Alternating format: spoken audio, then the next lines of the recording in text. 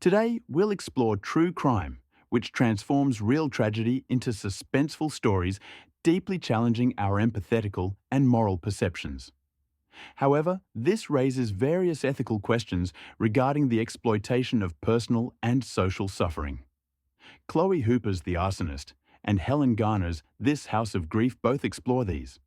However, Hooper investigates Brendan Sokolow, convicted of the Black Saturday bushfires, highlighting the role of social isolation in shaping moral vulnerability.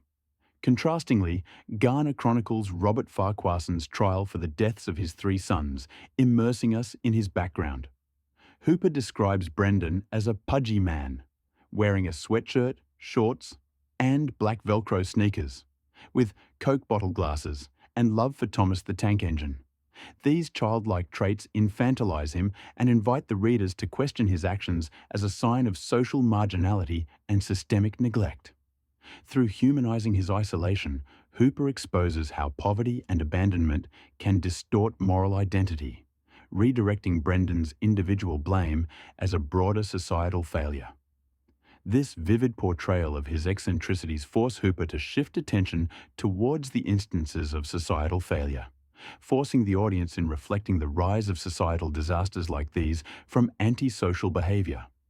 Contrastingly, Garner characterizes the culprit, Robert Farquharson, as a hard-working bloke and sad husband before confronting the haunting detail that he failed to save his children and swam away, destroying the audience's moral certainty and forcing the shift between sympathy and condemnation. Through this selective narration, Hooper mirrors and invites the audience into her own viewpoint, forcing us into examining how human grief, perception, and justice are interconnected, confronting the audience's emotional understanding.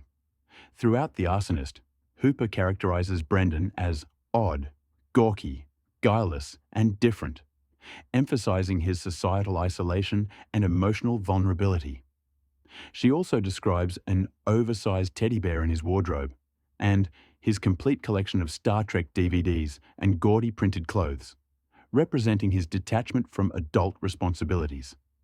This lack of self-awareness and vagueness is additionally depicted in him stating his age as 30 or something, forcing the audience to question how societal neglect fosters moral and personal vulnerability.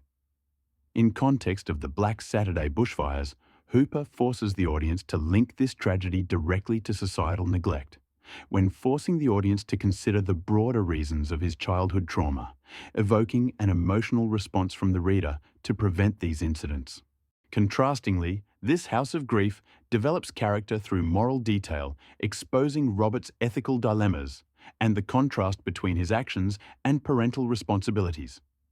Garner describes his wife's face, smooth with large, heavy-lidded eyes showing no expression, and her skin, pale greyish-brown as if grief had soaked her to the bone, immersing the audience in the human sufferings of the crime, forcing the audience to view the harsh societal impacts spurring from this incompetency, outlining an emotional response from the audience, confronting the quiet, enduring grief.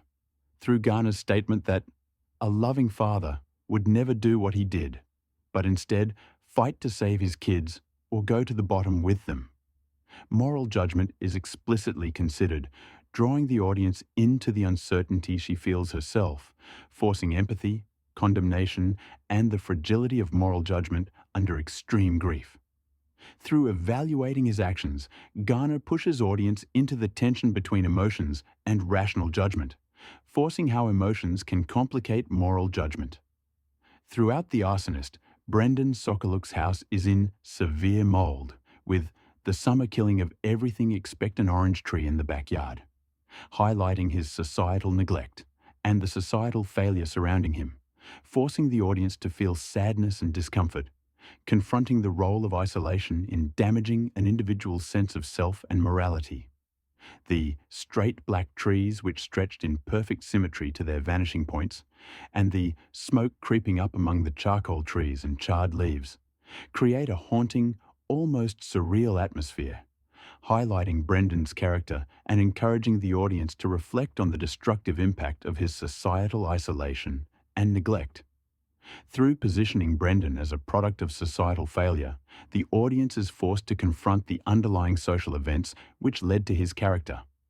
Furthermore, the audience are pushed to prevent social failure and exclusion, representing its underlying consequences.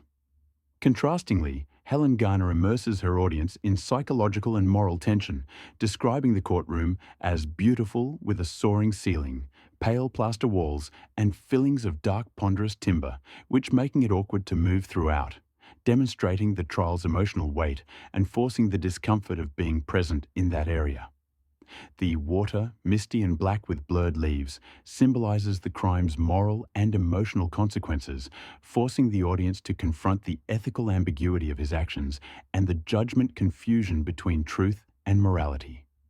Stressing the tension of judgment and empathy, causing the audience to experience moral uncertainty. Ultimately, the arsonist and this house of grief use characterization, atmosphere, and selective detail to explore human behavior, morality, and emotional weight. Contrastingly, Hooper examines the societal factors which shape moral vulnerability, highlighting the psychological and ethical complexities of individual choice.